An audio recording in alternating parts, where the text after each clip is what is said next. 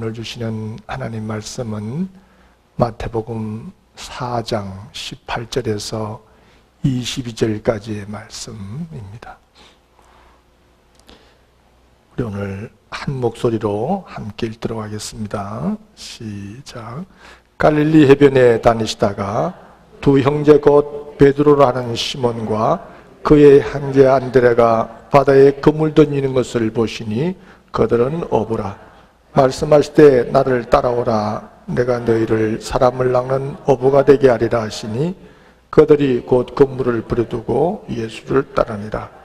거기서 더 가시다가 다른 두 형제 곧 세베대의 아들 야고보와 그의 형제 요한이 그의 아버지 세베대와 함께 배에서 그물 깁는 것을 보시고 부르시니 그들이 곧 배와 아버지를 버려두고 예수를 따르니라. 아멘. 우리 찬양대에 찬양이 있겠습니다.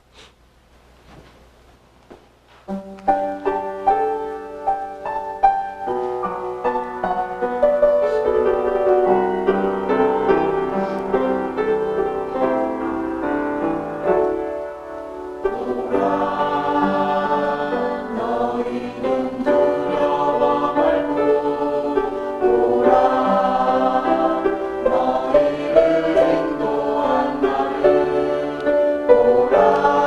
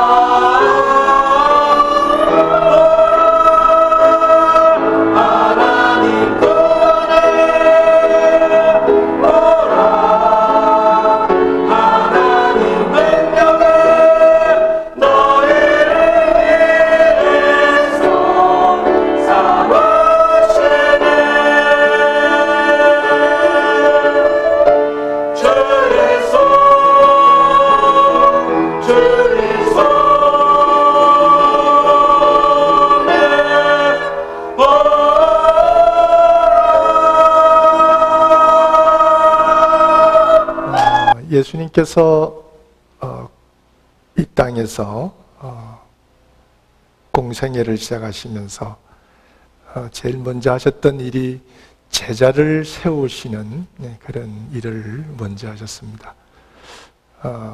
하나님이시고 신이시고 모든 일을 다 혼자도 하실 수 있음에도 불구하고 제자를 택하여 세우셨다라고 하는 것은 어떤 공동체를 이루어서 그 공동체를 통해서 하나님이 원하시는 것도 주님이 원하시는 그 일들을 그 공동체가 하기를 원하셔서 제자를 택하시고 그 신앙 공동체를 만드신 것 같습니다.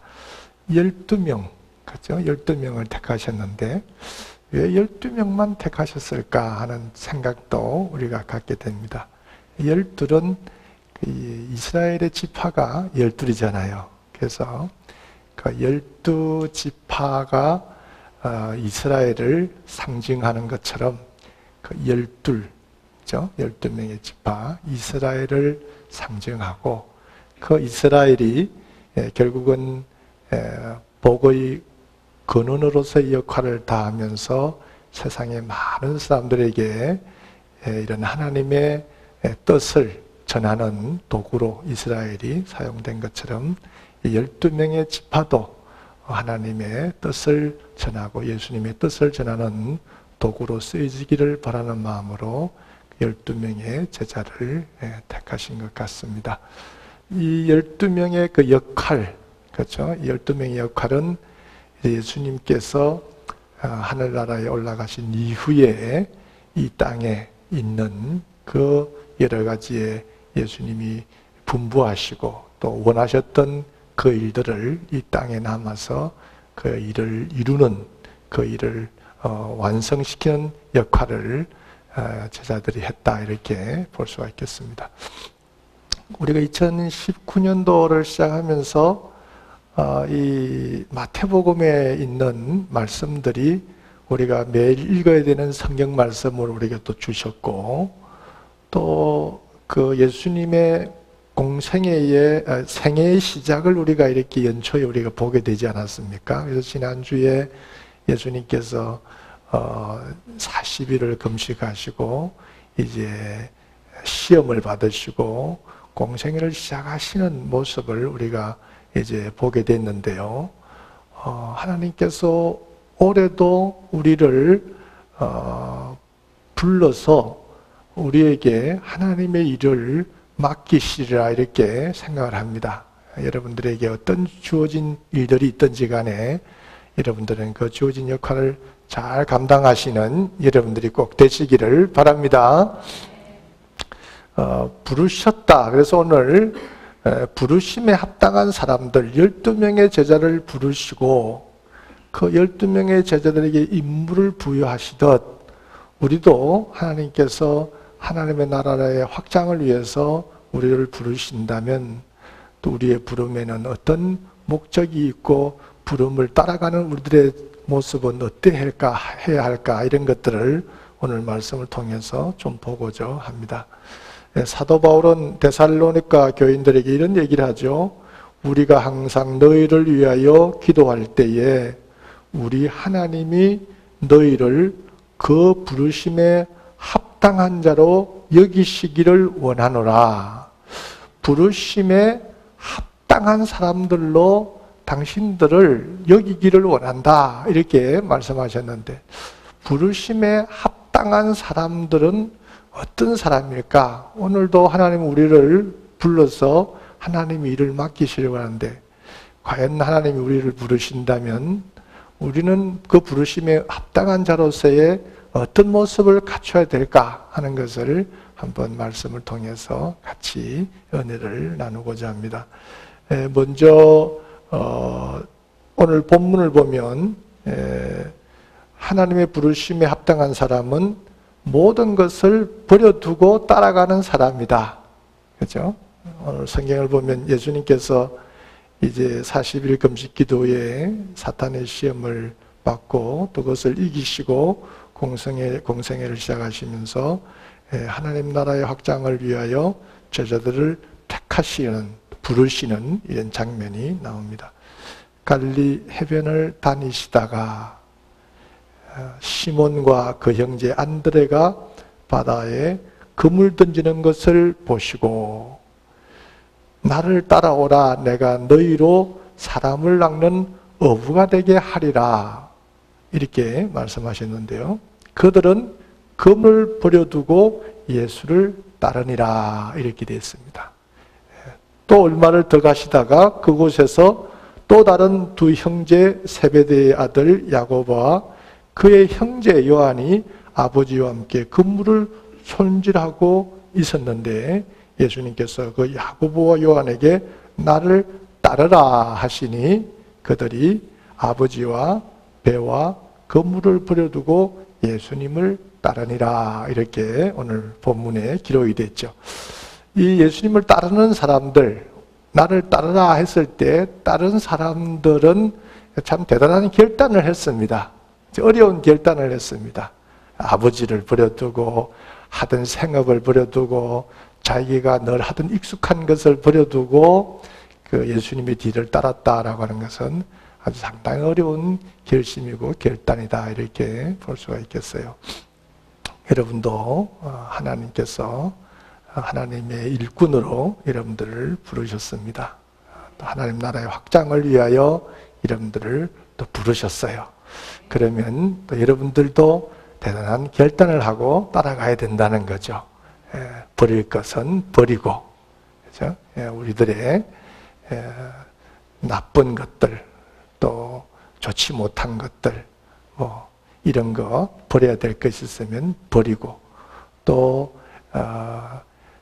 꼭 붙잡고 있던 그 어떤 것이라 할지라도 하나님의 일을 하는 데 있어서 그것이 우선이 아니고 그것이 두 번째가 될 수 있도록, 또 그것보다도 주님의 일보다도 그것이 더 우선되지 않도록 그것을 버려두고 예수님을 따르는 이런 마음의 자세. 그래서 우선순위를 무엇을 우선으로 둘 것인가, 그것을 생각하면서 주님을 먼저 생각하고 주님을 따를 때 다른 것에 미련을 두지 않고 먼저 주님의 그 말씀을 따라가는 여러분들이 되어야 부르심이 합당한 사람이 될 줄 그렇게 믿습니다. 오늘 내가 무엇을 꼭 붙잡고 예수님이 오라고 하실 때 함께 일하자 그럴 때 그것 때문에 아직도 그것을 벗어나지 못한 채 내가 살아가고 있지 않는지 그런 것들을 한번 돌아보시면서 힘든 결단이지만 그 어려운 결단을 하면서 예수님을 따르시는 여러분들 되시기를 바랍니다. 예수님께서 이런 말씀하시죠. 아무든지 나를 따라오려거든 자기를 부인하고 자기의 십자가를 지고 나를 따르라, 그렇게 말씀하셨습니다. 그래서 이 부르심에 합당한 사람의 두 번째는 자기를 부인하는 사람들이다. 자기 부인이라는 건 참 어렵습니다. 모든 사람들은 자기를 부인하려고 하지 않아요. 자기 사랑, 자기 애, 이게 강하죠. 그래서 모든 건 자기 중심적인 그런 우리 삶을 살아갑니다. 그래서 자기에게 무슨 피해가 온다든지, 자기에게 무슨 어려움이 좀 있다든지, 또 자기의 어떤 즐거워하는 것을 못하게 한다든지, 못할 상황이 벌어진다든지 이러면은 그것을 거부하고 내가 즐거워하는 것, 내가 기뻐하는 것 중심으로 일하기를 바라는 것이 우리 사람들의 심리인 것 같습니다. 이 자기 부인이라고 하는 것은 자신의 기분을 만족시키는 것이 아니고 하나님의 영광을 위해서 자기의 즐거워하던 것들을 버리는 것, 이것이 자기 부인이라 이렇게 볼 수가 있겠습니다. 이 자기 부인을 하는 자들에게는 반드시 십자가가 따릅니다. 그래서 자기를 부인하고 자기에게 주어진 십자가를 지고 나를 따르라, 이렇게 말씀하셨어요. 자기를 부인하는 삶에는 반드시 십자가가 있다라는 것을 우리가 기억하면서, 십자가는 고통입니다. 힘든 그런 고통이죠. 하나님을 따르기 위해서 받는 고통, 그것이 십자가고, 또 또 좋은 일을 할 때 받는 고통, 그것이 십자가라고 하는 것을 알면서 우리가 부르심에 합당한 삶을 살기 위해서는, 또 합당한 자가 되기 위해서는 자기가 즐거워하고 자기가 좋아하는 이것 중심이 아니라 하나님이 좋아하시고 또 하나님이 기뻐하시는 그 일에 초점을 맞추어서, 또 그것이 우리에게 고통이 되든 또 그것이 어려움이 되든 그것이 우리에게 주어진 힘든 십자가이든지 간에 그것을 짊어지고 따라가는 것이 부르심이 합당한 자라는 것을 아시고, 부르심이 합당한 자는 자기를 부인하고 자기에게 주어진 십자가를 지고 잘 따라가는 사람이다, 이렇게 말씀을 드릴 수가 있겠습니다. 그래서 이 자기 부인이라고 하는 것은 이 하나님의 일꾼이 되는 데 있어서 가장 우선되는 것, 가장 먼저 되는 것, 그렇죠? 우리가 무엇을 하든지 간에 첫 어떤 단계가 있지 않습니까?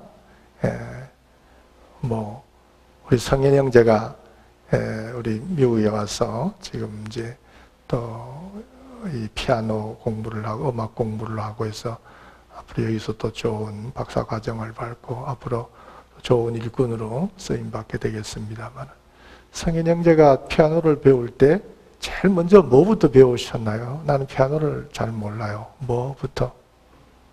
피아노를 배우면 제일 처음에 어릴 때 학원에 갔을 때 뭐부터 가르쳐 주죠?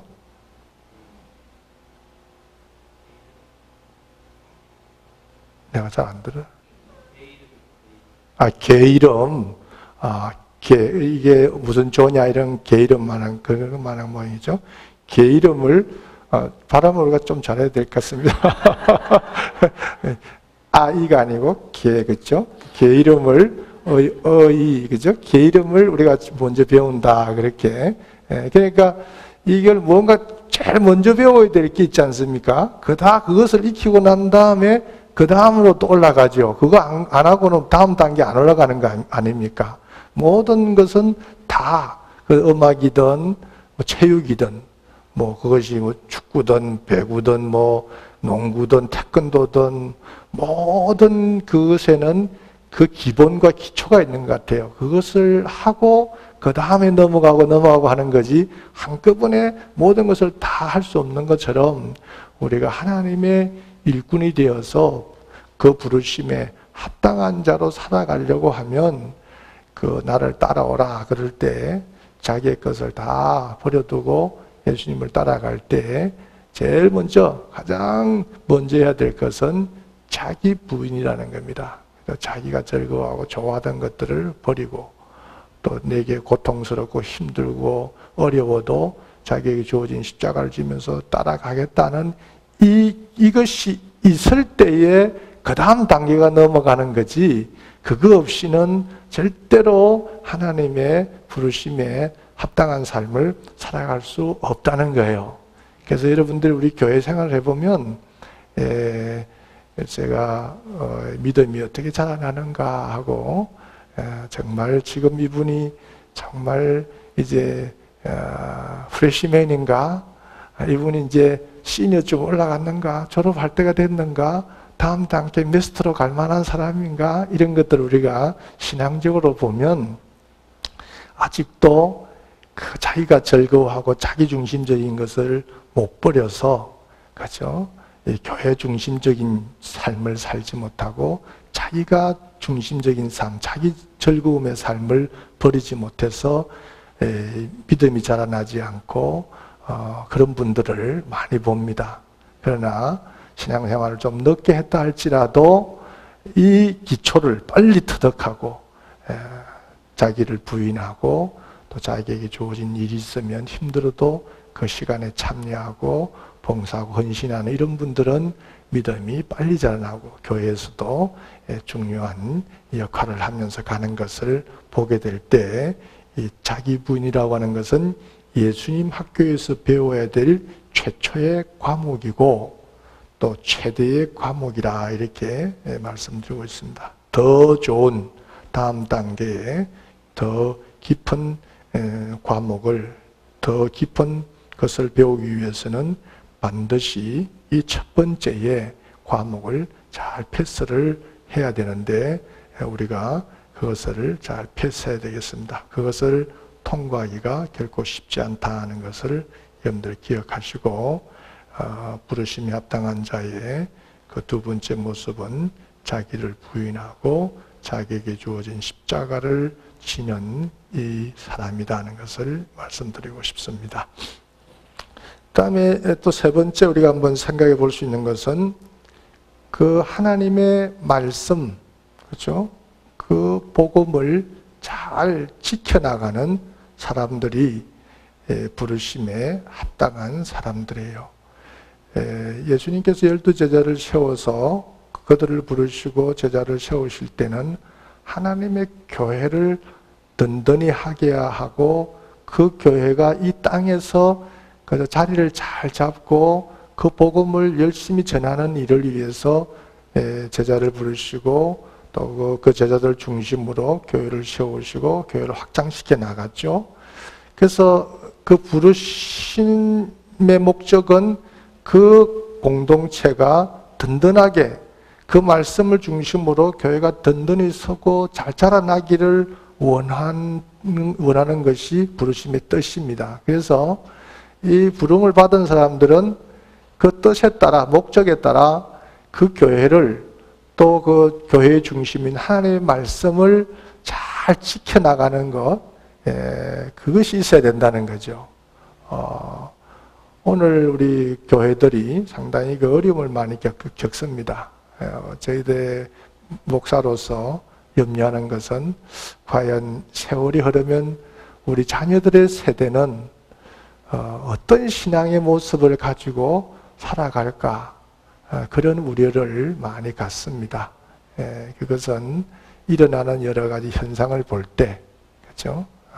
교회들이 교회 속에 있는 진리, 이것이 막 흔들리고 있잖아요. 같이 흔들리고, 또 신앙도 우리 윗세대들이 보여주었던 그런 희생적이고 헌신적인 신앙이 아니고 내게 맞는 세상의 어떤 흐름과 그 부류에 맞춰가는 이런 오늘 그런 풍조를 보지 않습니까? 세상의 사람들이 다수가 주장하면 그쪽으로 쏠린다는 거죠. 예전에는 그 세상의 사람들이 다수가 뭐라고 하든지 간에 그 중심적인 진리를 붙잡고 가면서 세상에 있는 그 비진리의 다수를 깨뜨리면서 부수면서 그들을 변화시켜서 이 진리로 이끌어가는 그런 분들이 교회 중심적인 역할을 했는데, 이제는 이게 다수에 의해서 교회조차도 흔들리는 이런 모습을 보면서 우리 교회가 상당히 위협을 받고 있다는 생각을 갖습니다. 지금 뭐 유럽 같은 경우는, 영국 같은 경우는 영국의 국교가 뭐 성공해라 그럴 때 영국 국교의 교회가 1년에 한 200개씩 그렇게 없어진다는 거예요. 근데 보면 워싱턴에도 뭐 1년에 많은 교회들이 뭐 없어집니다. 지난 월요일 날 우리 사경에 지방에 하고 오지 않았습니까? 우리 지방에도 감리교회 2개 교회가 문을 닫았어요. 우리 지방에 2개 문을 닫았으면 다른 지방, 이 미국에 있는 감리교회 지방에 문을 닫은 교회들이 또 얼마나 또 많이 있겠습니까? 그건 감리교뿐만 아니고 장로교, 침례교에서 뭐 여러 교단들로 보면 미국에도 많은 교회들이 문을 닫고 뭐 또 새로 세워지기도 하지만 닫는 교회가 많다는 거죠. 그런데 영국 같은 경우는 문을 닫고 나면 거기에 누가 와서 또 자기들의 공동체를 세우느냐? 이슬람 교회들이 다 들어온다는 거예요. 이슬람은 팽창하고 기독교회는 줄어들고 이러는데, 이런 원인들이 어디 있는가를 보면 그것은 교회가 내부적으로 세속화되어 가기 때문에 그렇습니다. 세속화라고 하는 것은 어떤 면에서는 또 사회를 수용하고 사회 속에서 기독교가 들어가 침투해서 그 세상에 맞게 우리들이 퓨전 음식도 미국에 오면 한국 음식을 미국식에 맞춰서 팔아야 된다는 그런 논리로 그 환경과 문화에 맞게 들어가서 거기 속에서 이 복음을 전하는 것을 우리가 어떤 경우에서는 또 세속화해 가는 거라고도 볼 수 있지만, 또 잘못하면 본질을 잃어버리고 거기에 들어가서, 그래서 모세가 제일 먼저 이스라엘 백성들에게 뭐라 그럽니까? 너희들이 가나안 땅에 들어가면 가나안 땅의 그 백성들을 다 제거하라. 그들의 신앙을 본받지 말라. 이렇게 하지 않습니까? 이 하나님의 말씀만이 중심이어야 되지, 그 이방 민족들의 신과 그 문화를 받아들이지 말라. 이렇게 얘기를 했던 이유도, 우리가 이 진리를 가지고 세상 속에 들어가서 그 세상을 변화시켜야지, 그 세상 속에서 우리가 변질되면 안 되는 거죠. 그런데 유럽의 교회들이 그것을 놓쳤다는 거죠. 세속화되면서 이 기독교의 본질을 놓치고 기독교의 그 핵심적인 하나님의 말씀을 놓쳐버렸다는 겁니다. 그러니까 교회가 이런 주말, 그렇죠? 여러 날 쉬는 날이 많아지면서 예배드리지 않고 돌아다니고 자기들이 즐거워하는 시간으로 여기저기 다니고 이러다 보니까 말씀 중심, 교회 중심의 생활을 놓쳐버리는 바람에 점점 세속화되어 가면서 교회가 줄고, 오히려 더 열심을 내는 이슬람은 그 교회에 들어와서 자기들의 회당을, 자기들의 성전을 세우고, 이런 것들을 보면 우리가 하나님의 부르심을 입은 사람들, 주님의 부르심을 입은 사람들은 기독교의 그 본질인 하나님의 말씀을 붙잡고 그 말씀을 잃지 않고 지키는 사람들이라는 것을 여러분들이 기억하시고, 하나님의 말씀을 늘 묵상하면서 그 말씀을 여러분들의 마음에 담고, 내가 비록 세상적으로 사회적으로 활동하고 나가서 직장 생활하고 5일 동안 6일 동안 7일 동안 세상의 사람들을 만나 살아가지만 내 중심에는 예수 그리스도의 그 말씀, 하나님의 말씀이 내 속에 있다는 그것을 놓치면 여러분들의 삶은 세속화되고, 또 세속화된 그분들이 교회 와서 막 주장하면서 이래야 돼요 저래야 돼요 이렇게 얘기하면 그 교회는 결국은 무너지고 그 교회는 흩어지고 이렇게 되어버린다는 겁니다. 그래서 여러분들은 말씀을 붙잡고 그 말씀, 생명의 말씀을 읽고 그 말씀을 지켜가는 사람이라는 것을 꼭 명심하시기를 바랍니다. 또 말씀을 지켜가는 분들뿐만 아니라 말씀을 전하는 사람들이에요. 그렇죠? 말씀을 여러분들이 잘 전해야 됩니다. 그 로마서 10장 14절에 보면 그런즉 너희가 저희가 믿지 아니하는 이를 어찌 부르리요?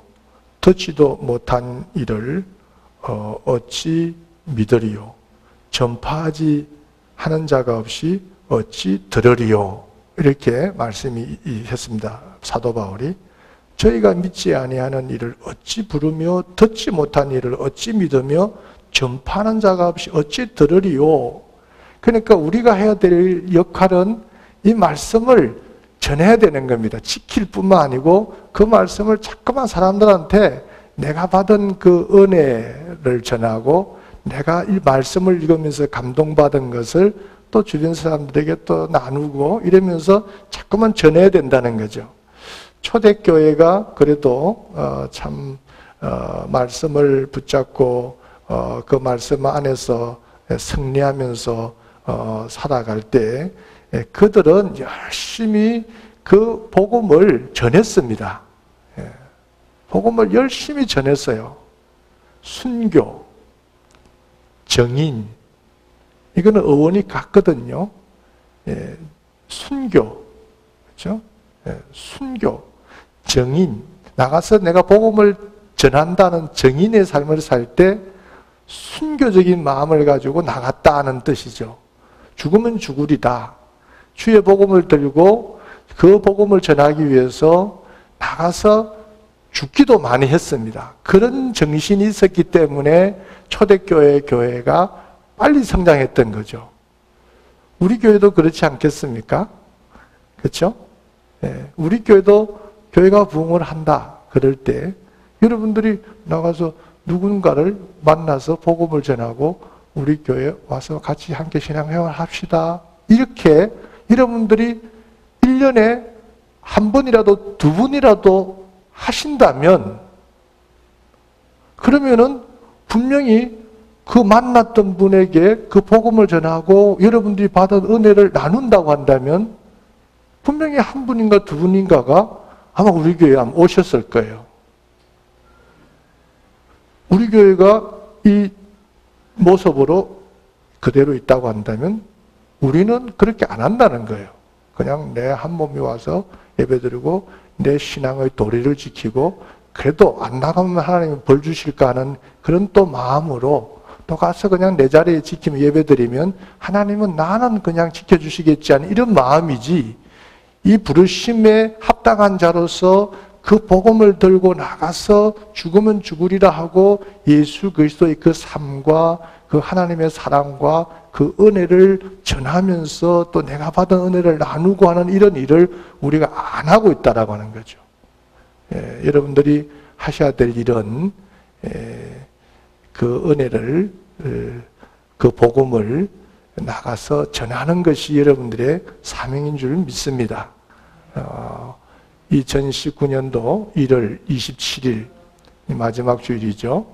올 한 해 예수님께서도 제자들을 삼으시고 그 제자들에게 무엇을 기대했겠습니까? 그냥 너네들 내 곁에서 그냥 따라다니면서 뭐 이렇게 하라 그 정도로 제자를 부르시는 건 아닐 거라는 거죠. 그들이 나가서 예수님을 배우고 나가서 정말 나처럼 십자가를 치고 죽으면 죽겠다는 각오를 가지고 일을 하라라고 12명의 제자를 부르셨다면 오늘 1월 달에 아마 하나님의 일을 위하여 여러분들에게도 이 한 해를 부르셨다면 그 부르심에는 분명한 목적이 있고 해야 될 일들이 있을 줄 그렇게 믿습니다. 이 한 해 여러분들 열심으로 나가서 복음을 전하시는 여러분들 꼭 되시기를 바랍니다. 마지막으로 하나 더 말씀을 드리고 싶은 것은 부르심에 합당한 사람은 말씀을 그대로 실천하는 사람이에요. 실천합니다. 이 기독교의 생명은요, 하나님의 말씀에 있습니다. 진리에 있습니다. 그것을 놓치면 이 유럽의 교회들처럼 오늘 우리 현대교회가 흔들리는 것처럼 진리를 놓치면 교회는 흩어지게 되고 교회는 그냥 그걸로 끝나는 겁니다. 기독교의 생명은 하나님의 말씀이지만 사람들의 마음을 감동을 시키는 것은요, 하나님의 말씀보다도 여러분들이 보여주는 그런 아름다운 삶의 모습입니다. 제가 지난 2주 전에 성숙한 신앙이라고 하는 그 설교를 드리면서 제가 윌리엄 바클리에 대한 얘기를 제가 했죠. 윌리엄 바클리가 이런 얘기를 했었습니다. 많은 사람들이 교회에 나오게 된 것은 기독교 신앙에 대한 이론에 설복되어서가 아니라 기독교인의 사랑을 보았기 때문이다.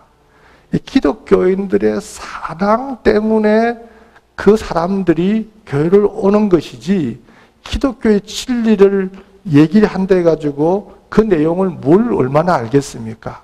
교회에 들어와서 생활하면서 진리가 이런 것이구나 하고 깨달으면서 그 깊음 속으로 들어가는 것이, 처음에 교회를 올 때는 우리가 옆에 분을 만나서 그저 같이 좋은 얘기해주고 어려울 때 위로를 주고 정말 또 이렇게 사랑을 나누고 하면서 저분 참 괜찮은 분이다 하고 좀 만나자 그럴 때 그저 그러죠 하고 올 수 있는 우리였기 때문에 이것이 복음이 되는 거지, 우리가 하는 일이 엉망이 그러면은 좀 봅시다 그러면 저분이 또 뭘 또 뭐 돈 구워달라고 그러려구나 이런 생각하면은 전화 오면은 전화 안 받죠. 만나자 하면 안 만나죠. 그러니까 가장 중요한 것은 내가 가지고 있는 내 삶이 어떠냐 하는 것이 상당히 중요하다는 겁니다. 사랑의 이런 실천, 그렇죠?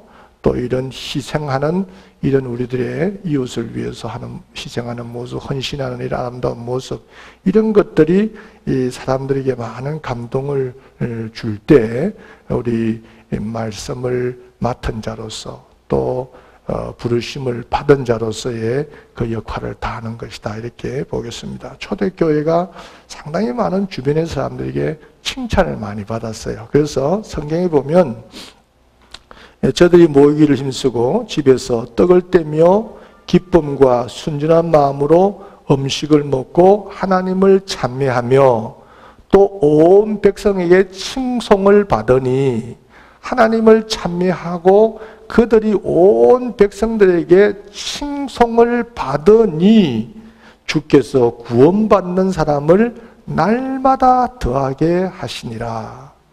칭송을, 그것은 기독교의 복음이 핵심이지만 사람들에게 그 영향을 더 깊게 주는 것은 우리들의 삶의 모습입니다. 여러분들 그걸 아시고 주변의 분들에게 사랑을 베풀고 기독교인다운, 또 하나님의 부르심을 받은 사람다운 그런 모습으로 우리가 접촉을 한다면 아마 우리의 교회는 견고히 서고 또 더 부흥하고 발전하는 이런 역사가 있을 줄로 그렇게 믿습니다.